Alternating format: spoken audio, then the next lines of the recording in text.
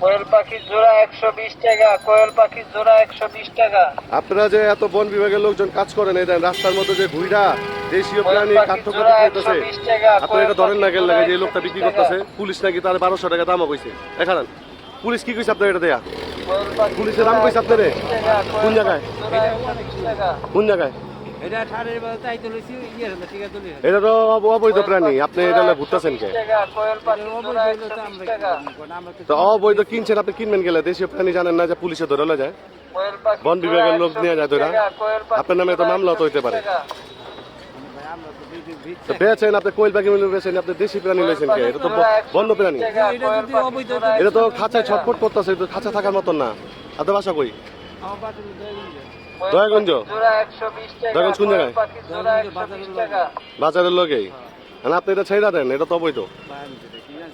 আপনি কতটা কিনছেন? কিনছেন কত দিয়া? জি সত্যি কথা কইবেন, কতটা কিনছেন?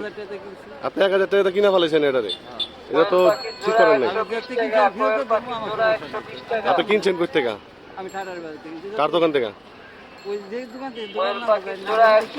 ঠাটার বাজার কোন সাইডে দোকানটা?